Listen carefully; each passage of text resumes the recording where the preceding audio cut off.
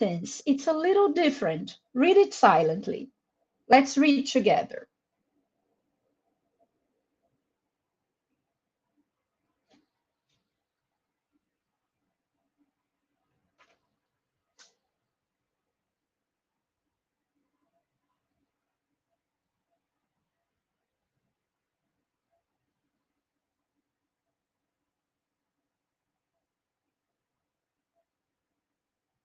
All right? So as you can see here, we also talk about communicative competence when we are talking about testing. But when we talk about competence, communicative competence, it's a broader view than just proficiency. Proficiency is a level.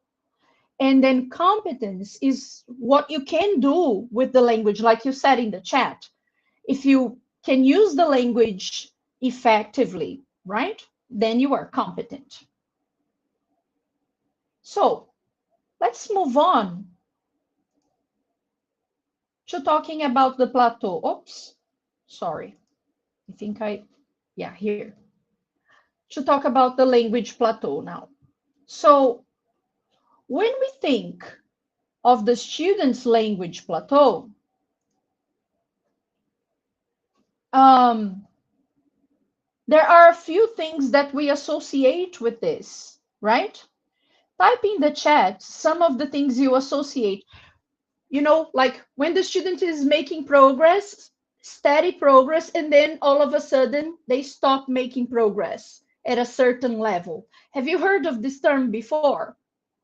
What level are the students when they reach this plateau? Type in the chat, please. Intermediate, yes. Everybody, you usually B1, intermediate, Fabiano, hi, I miss you. Okay. Hello from Brasilia, Rafaela. Hi. Hello from Marília, Rafa. Yes, intermediate. They get stuck. That's it. Now, we can draw a parallel between the student's language plateau and the teacher's language plateau, although it may not happen exactly at intermediate level, right? Let's see some characteristics of the plateau for the students. So there's usually a gap between what they have as receptive skills and productive skills. So the student is usually better able to read and to listen and understand texts, both written or spoken, but they may not be that competent when they are producing. That is, when they are writing or when they are speaking. So there's this gap. They understand, but they cannot use the same level of vocabulary or the same complexity of grammar when they are producing the language written or spoken. It also means fluency at the expense of complexity. So I may be a fast speaker, I may be talking about anything I want, maybe, but then there are mistakes or it's not complex enough, like the vocabulary range is more limited. The grammatical structures are more limited. I may even be accurate, but at a certain level. I'll tell you an anecdote here. I've heard people love anecdotes in presentations. When I was studying for the C2 proficiency, my teacher at the time was Flávia Figueiredo. I hope you know her, because if you don't, it's someone you must meet. She was a teacher at Cultura Inglesa, where I studied at the time. And I wrote a descriptive essay. And then I handed it in, very proud of myself. I had already been a teacher for about, I'm guessing, 7 years at that time. And then Flavia marked my essay, and I think I got a 7. And there were no mistakes on the writing. but she gave me a 7, and I was really frustrated. I went over to talk to her, like, look, there are no mistakes in my writing. Why did I get only a 7? And then she explained, she said, but you haven't used any of the language that we have learned on the course so far, both vocabulary or grammar. And then I understood the difference between a B2 or C1 level to a C2 level. Then I rewrote the essay. She gave me a chance to rewrite it. And I used more of the vocabulary in the grammatical structures that we had seen so far. And then it was a C2 level, right? So that is what we mean by complexity. In order to reach higher levels like C1 and especially C2, the proficiency, we need to up our game. We need to be able to use a wider variety of lexical structures and grammatical structures, both with flexibility, as you will have seen in descriptors for this exam, and also accuracy. So they call it control. So you need to have both range and control, right? And flexibility for the C2. So the language plateau also involves using adequate language production, but then it may be adequate, but it may lack the characteristics of natural speech. You know, when people look at you, I hate this, okay? When people say, native speakers don't speak like that. But sometimes they are right. They don't speak like that, right? Um, so your language production may be accurate, may be varied, but may not be natural. So that means it lacks the flexibility that would make it similar to a native speaker's language. And finally, the plateau also includes some persistent and fossilized language errors. And this is both for students and sometimes for us teachers. If we are not aware of the mistakes we are making, it will be harder to correct them and to improve. So then we get stuck there in the plateau. As I've said before, the language plateau for the teacher may happen a little later because teachers usually start when they are a minimum of B1, B2, right? Some teachers are already B2 when they start teaching, others are still B1 coming to a B2 level.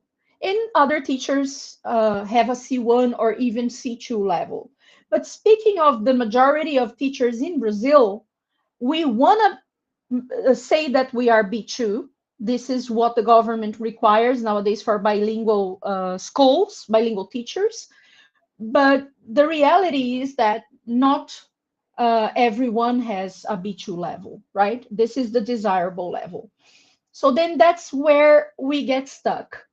At a B2 level, we are able to communicate. We are competent users already, as the descriptors for the CEFR will mention. But then competent in some contexts. If the context gets a little more complex, then we may not have that range, flexibility, and complexity of language that we are talking about, right? So let's test your knowledge. Let's see if your awareness is high. Don't worry, I won't see your answers. Nobody will. This is a reflective moment, you and yourself, right? So get a piece of paper and I'll show you. We'll start with phonology, right? Because phonology is the Achilles heel for a lot of people. So are you ready? Can I show you the questions?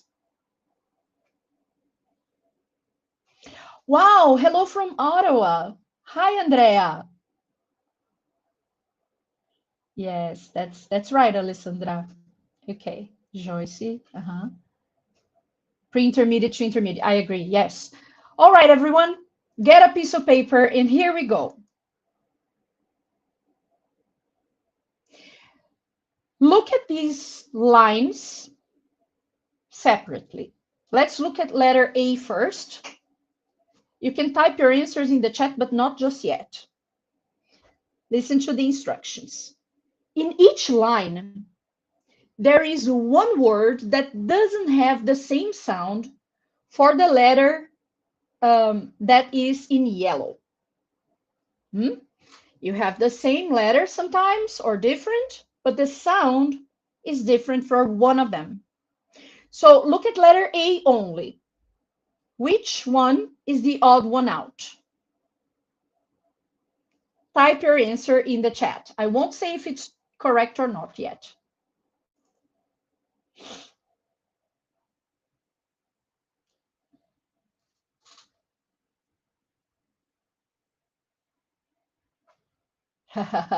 It's tricky, isn't it? Yeah. Okay. Any other guesses for letter A? Let me see what you have. I want more people participating. Okay. Very interesting.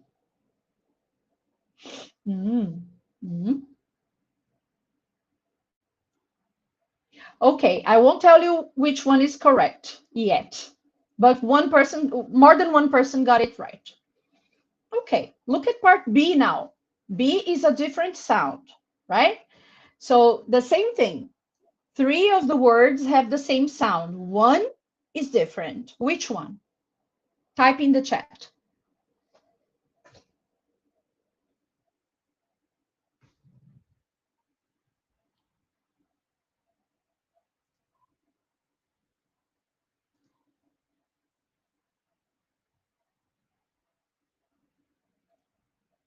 Remember, it's the sound that is of the letter in yellow, all right?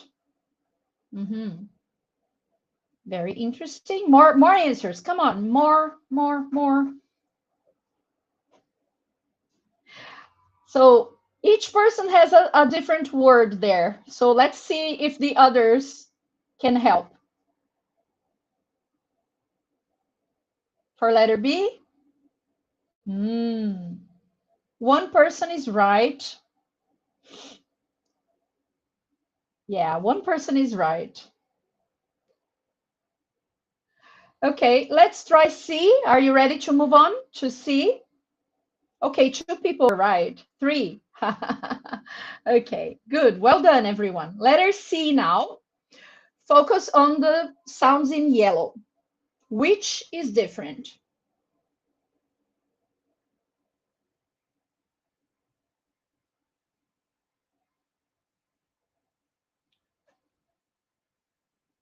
Aha. Right. 3 people are right for this one.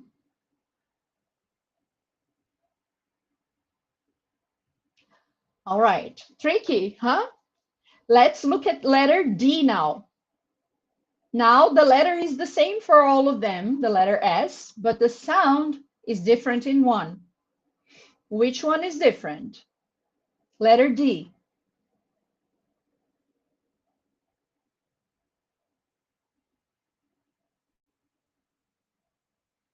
Letter D, everyone, not E yet. Aha.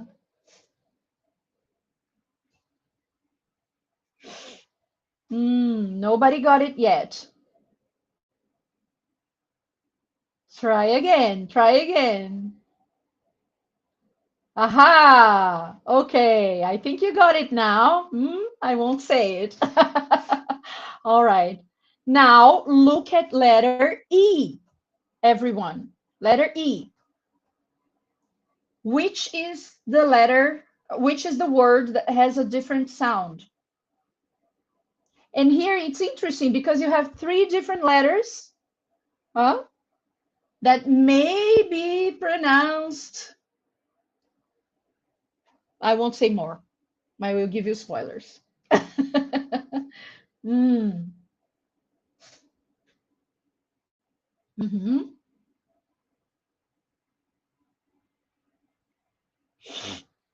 Okay, I guess more people got it right for this one. Okay, Let's, Christine, you are doing one ahead. Wait for us. Okay. That's no problem. Let's try letter F now. Everybody, letter F. Which letter U has a different sound? Hmm.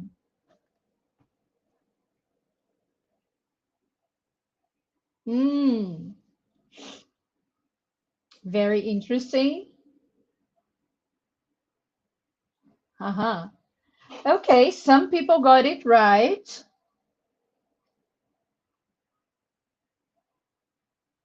This is a tricky one as well. Hmm? And last but not least, the TH sound sounds different. You know, we have two sounds for the TH, right? Hmm? So which one is different? The four words are tricky to say, aren't they? Aha. Hmm.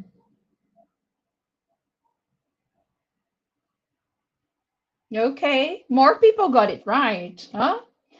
All right, let's see the answers. Are you curious? I bet you are. Ta-da! So let's listen to them together. So the first one you would say cushion, woman, bush.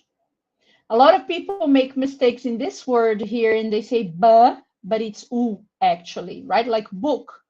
So bush, woman, cushion, not ka, ku, cushion, right? And this one has the sound of cup. So cup is the odd one out. It's the different one. Now here in letter B, the S sounds different. So we have possessive, dishonest, disease, dissolve. So this is a frequently mispronounced word. People say it with the S sound instead of the Z. And this one is the opposite. People say Z, but it's right. So dishonest. Now in letter C, we have soon, super, tum.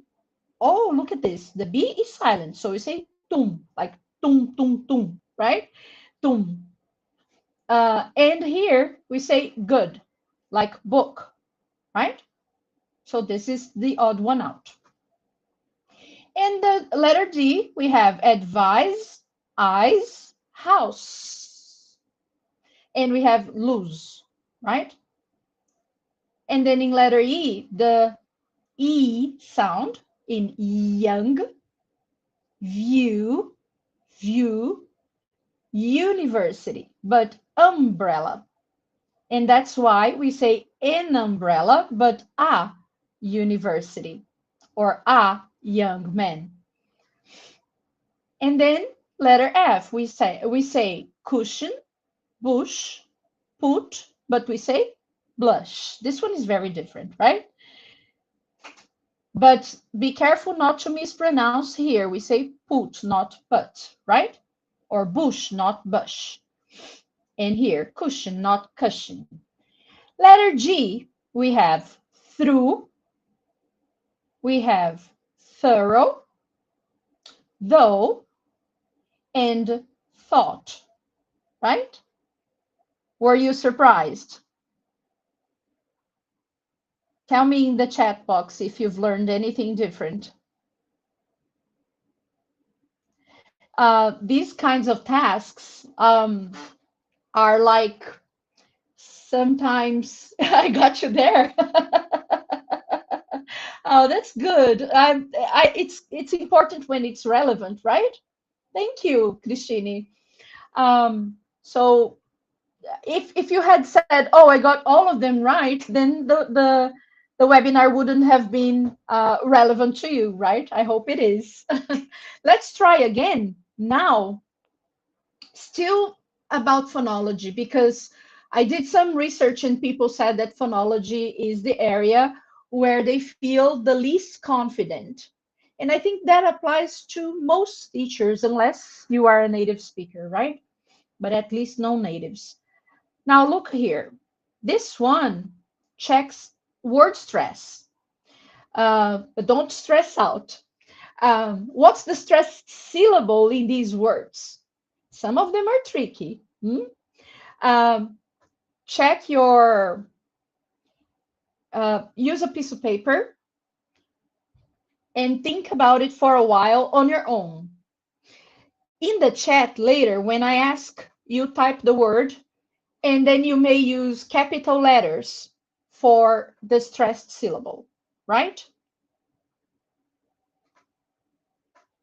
So let's try the first. I'm not going to say it. First word, this one. Where's the stress?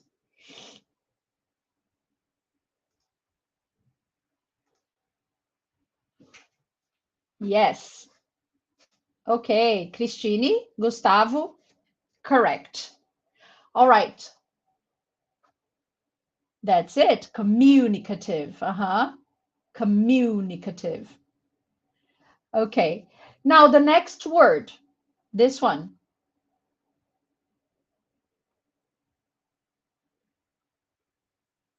Yes. Yes, that one is easier, right? Eliezer, correct. Everyone, correct. Well done. Ah, this is tricky. Some people mispronounce this one. Where is the stress?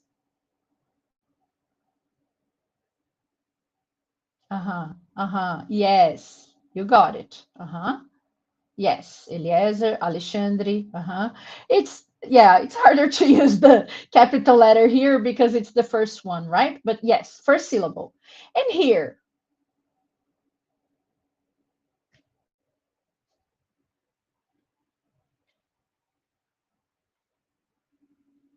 mm-hmm. Yes, that's it. Correct. What about this word?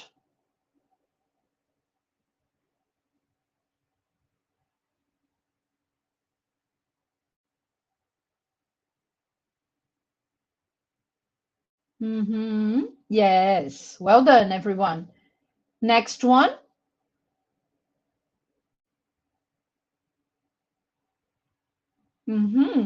Yes, good. That's it. Uh-huh. Oh, what about this one here? Not so frequent word, right? Unless you work with research.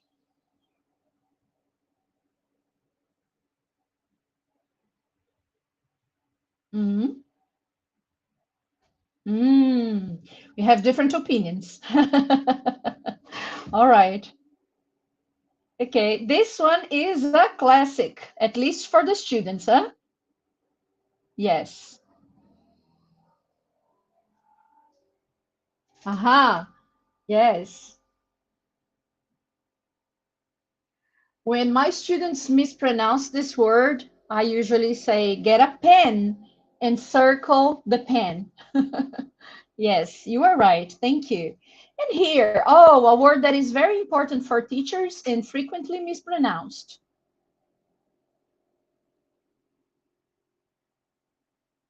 Okay, hold on a second. Eliezer, you are ahead of us. Okay, Gustavo. Yes, you got it. Some people are ahead of us. Huh? Development. That's it. Another word that is very frequently mispronounced, more often than not. Well done. Yes, Gustavo, Joyce. Okay, Ale. Okay, yes. You got it. Ale got it right. For development. Yes. Alexandre, well done. Yes. Now, what about this one? This one is also frequently mispronounced. Teachers say this word a lot, like the previous one. Yeah. Oh, we have different opinions. Okay. Someone is right for this one. One person is right. And what about the last one? Another word that teachers say a lot. Okay, 2 people are right about this one. Let's move on to this. Uh-huh. Yeah, 3 people are right then about that one. Uh-huh. Yes, you got it right for the last one. That's it. Let's check. I hope my slides show the right. Oh, yeah. Okay. So look, everyone, listen up. Communicative or communicative. Communicative. The stress is mu, right? And here, message, effort, desert, adolescent, transparent, quantitative or quantitative, independence, development, adjective, tricky one, huh? Adjective, pronoun. This is new to a lot of people, right? Pronoun, warm up. So these 3 words that are frequently said in class by teachers all have the stress on the first syllable. Adjective, pronoun, and warm up. Warm up can be different if you are talking about the verb or the noun. The phrasal verb is warm up, but the noun is warm up. The same goes for lead in. Lead in is the noun. The stage of the lesson is the lead in. So you have the warm up and then the lead in. But if you want to warm the students up, then the stress is on the particle, the same as leading, right? If you want to lead in the students, then the stress is on the particle.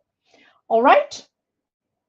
So tell me if you've learned anything new here. Type in the chat what you've learned. Which one was new to you? Aha, good, Christine. That's nice. Thank you. Yeah, Joyce, that's a classic. Communicative, yes. Uh-huh. All right. Quantitative, yeah. Tricky one as well. Okay, everyone. Now, we've talked about pronunciation. Now we'll have a miscellaneous. Some sentences which contain mistakes.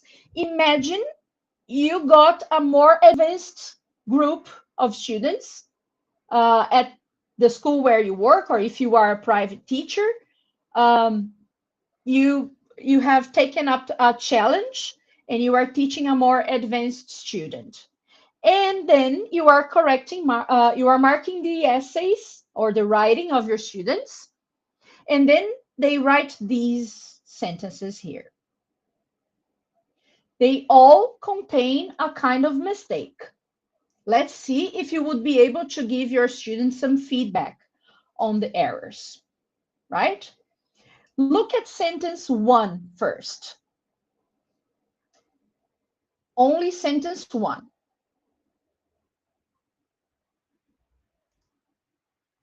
In the chat box, type the correct version of sentence 1.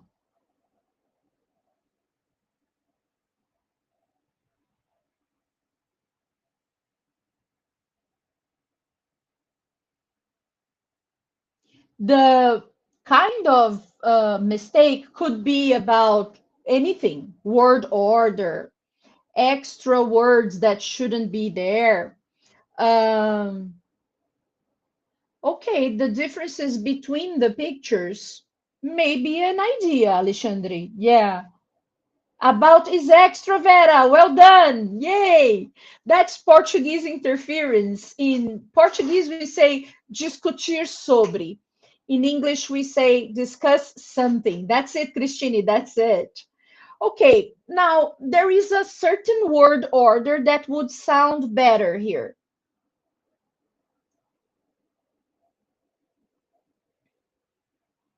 Mm-hmm.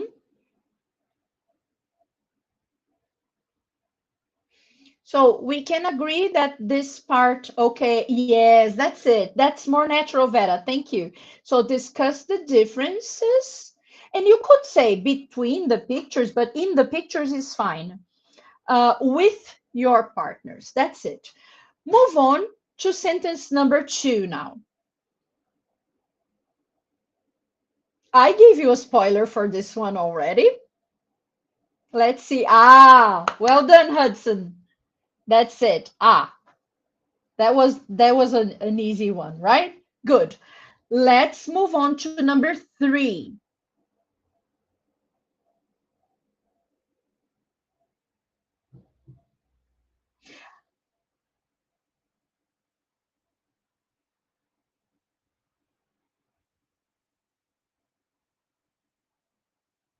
So what's wrong with number 3?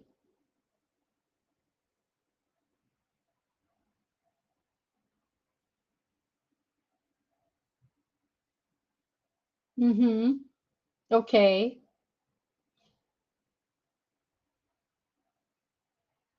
Okay. So you would change the linking word for to however, despite that, in spite of that, correct? Uh-huh. The comma.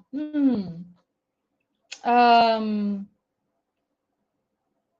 even you need a complete sentence. Somebody, okay, Vera said, even though English teachers have a hectic life, they can still find time to study. Well done. That's one of the options. Uh-huh. But there was no hectic. We aspire the age. Giandra, it's okay. A hectic is fine. Sem esse comma. Yeah. Actually, when you say even though, you don't use the comma, but the person meant another word here. Not even though, but even.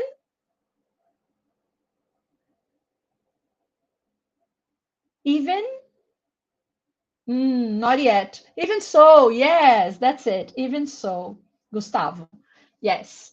So even so is similar to however and the other options you've mentioned before, right? So they confused even so and even though. Even if would be possible, Janderson, if you put it at the beginning. Although English teachers have a hectic life, they can still find time to study. Or even if English teachers have a hectic life, they can still find time to study, right? Yes. Move on to sentence 4.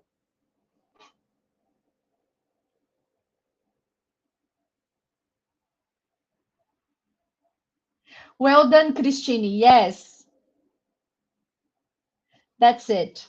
So, where you studied, Vera, Joyce, you got it. It's an embedded question, like a question inside another question. So, if you have already used an auxiliary, which the modal verb is, right? Then you don't need to put did, right? You have to put the verb in the past. Well done. Last but not least, what about number 5?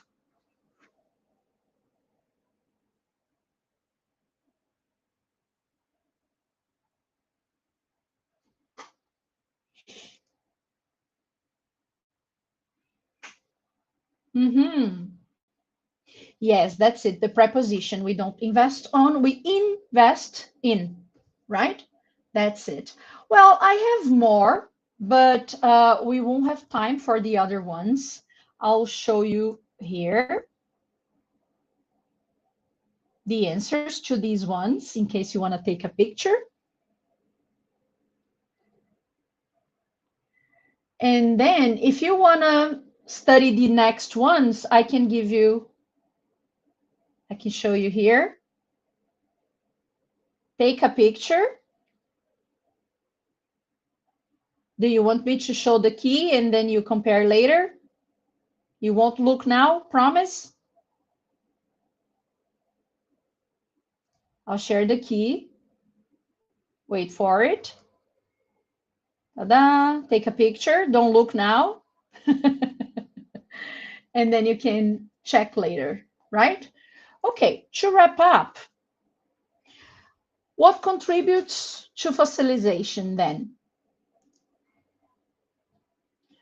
Um, Normally, teachers complain that they get stuck when they are working in a non-English speaking environment, and they only use they use English only with their students in the classroom, but the students have a limited proficiency level.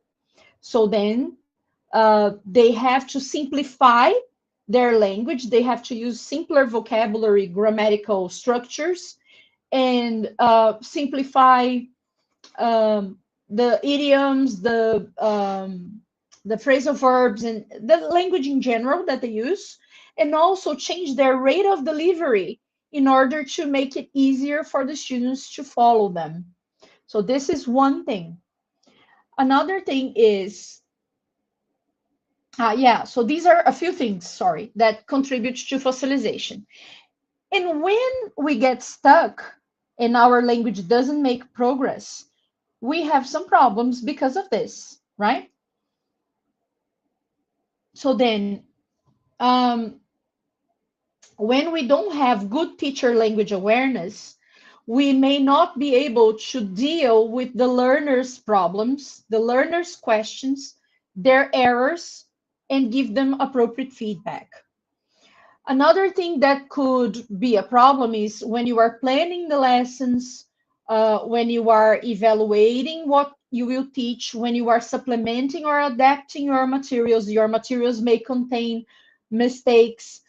If you are part of the academic department of your school, or if you work on your own, it would be harder for you to prepare syllabuses, select right materials, and write the syllabuses for the specific needs of your students and for their levels.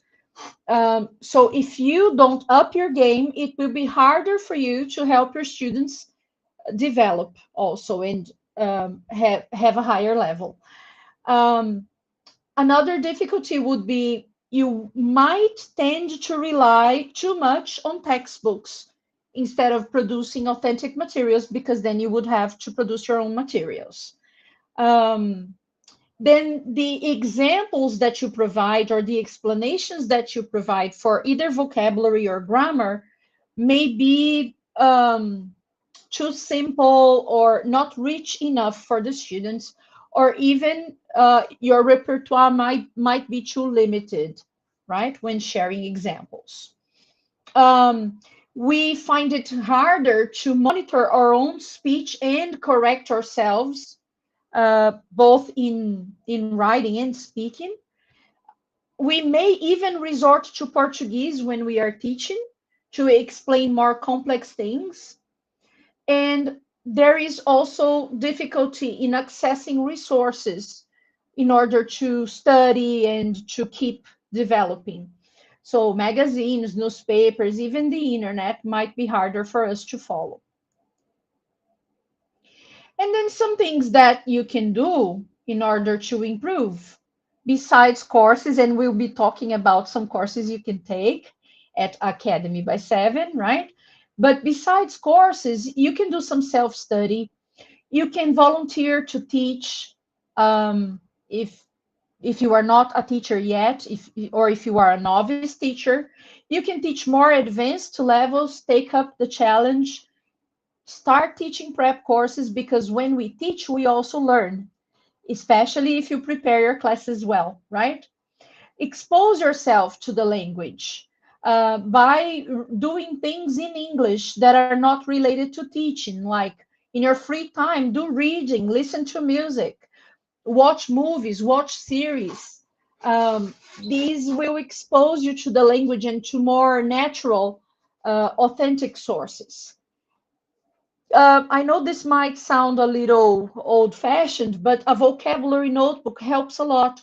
So while you're watching a series or a movie, you may want to keep a vocabulary notebook nearby, a notepad nearby, and take notes of the words you don't know, or even pause and look up the words that you hear that are new to you and you are curious about. Um, you may talk to coworkers, friends, family in English, um, attend webinars, workshops and talks, participate in teaching associations like Brustiso, um, and also ask friends who speak English for tips and help. when you are preparing something, look up synonyms in a thesaurus dictionary, for example, collocations dictionaries to check if you are right. And grammar books, usage guides, if you are in doubt, like when you are preparing your grammar lessons, study the grammar, right? And finally, a few other things that you can do that are not related to courses or to preparing.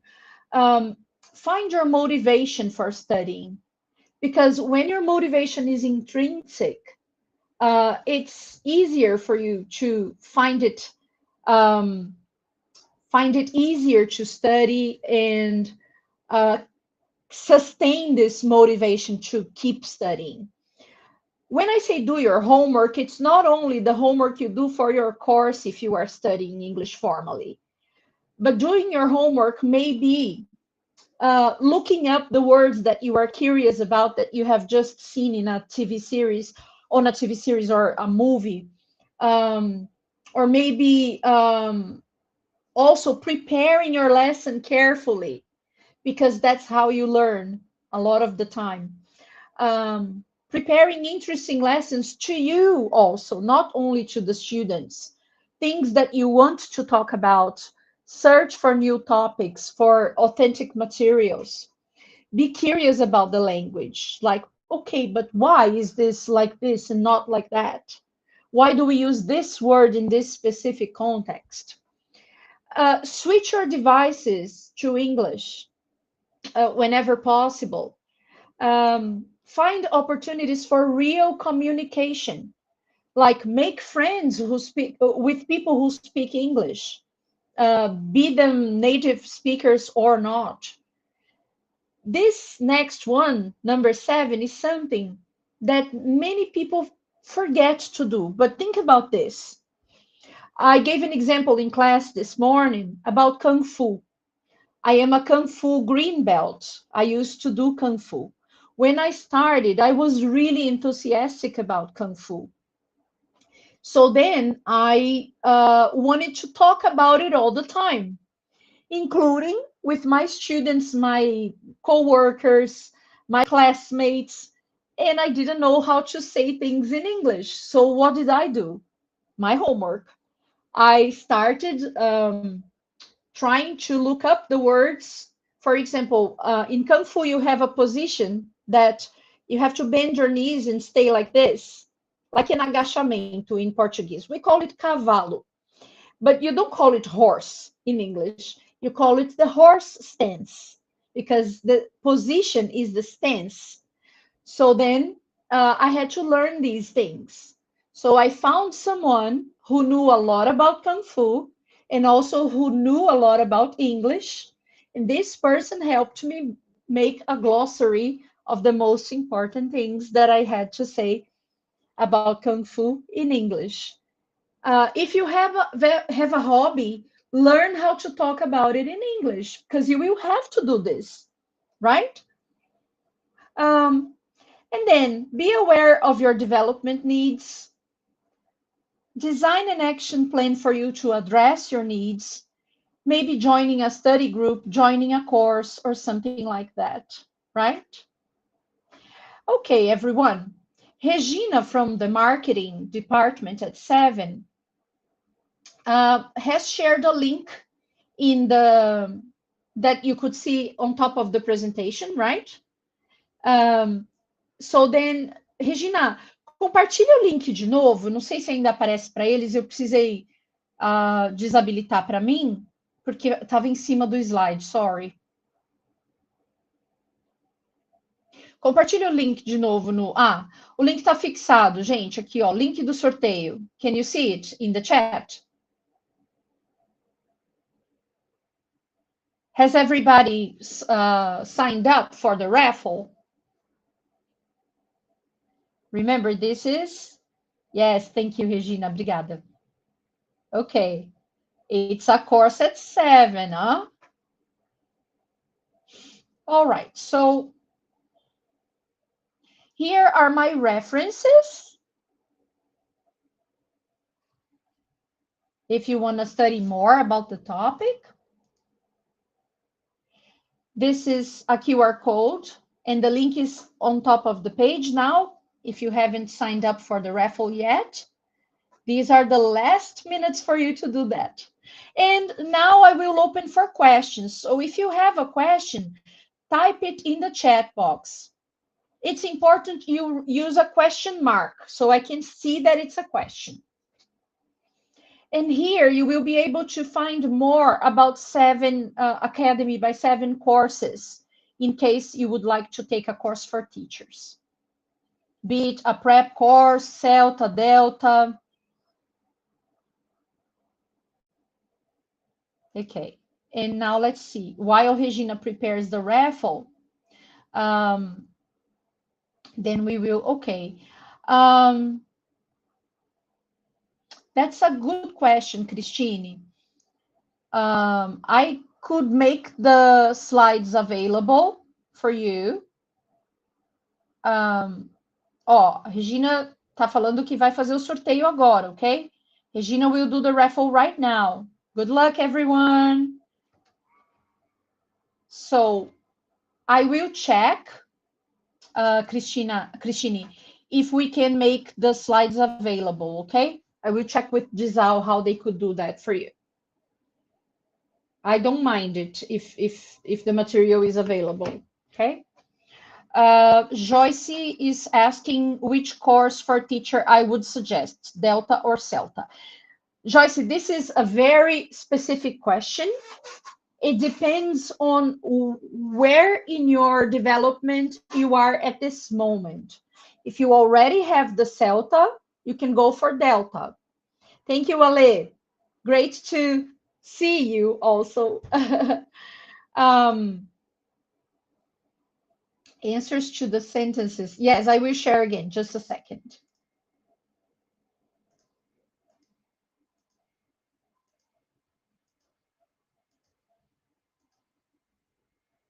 Okay, you will have to take a picture without looking. Huh? Here you go. The answers. Right? Okay, now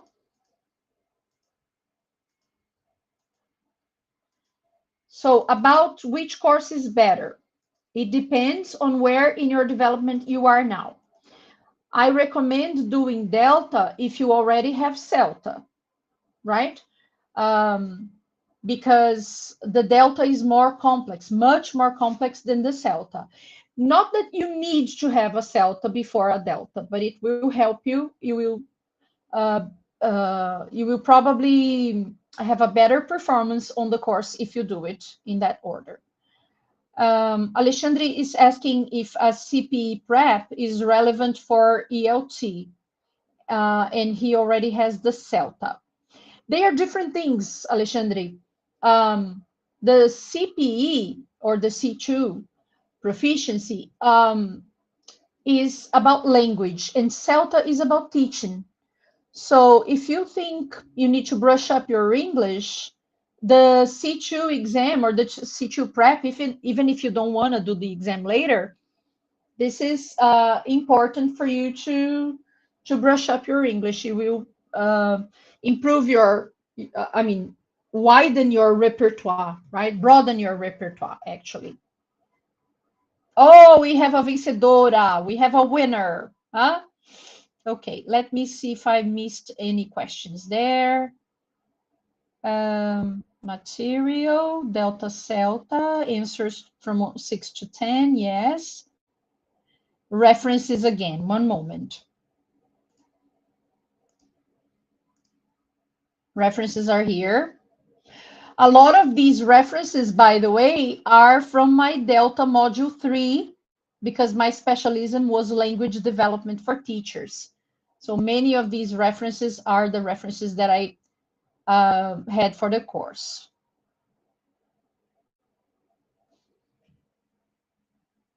Okay. Disal is saying that they will email you the slides later. Okay, so don't worry about that. Do you have any other questions? Let's see. Email.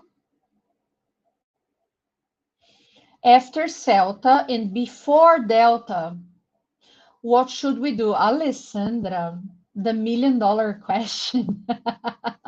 Well, I would say that if you don't have a language certificate yet, you could do something language-wise. But in the past, we used to have the ICELT, but it was discontinued. Um, and then, so what you could do, if you don't have the C2, you could study for the C2. If you already have the C2, I would do a pronunciation course to specialize a little bit more in pronunciation, and or maybe a course that focuses on another area of ELT that you might find interesting. But if you already have CELTA, and if you already have C2, why are you still waiting for Delta? Right? Okay, let's see what else. Do you think Cambly is good for us to fight language fossilization?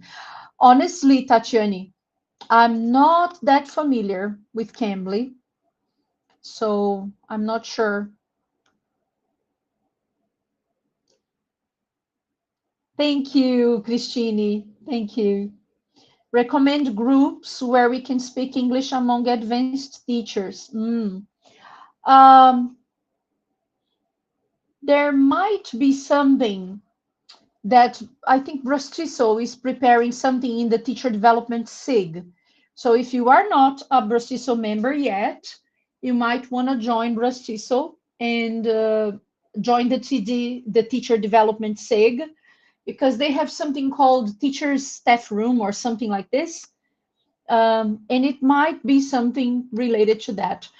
I know Marcela Sintra has a book club.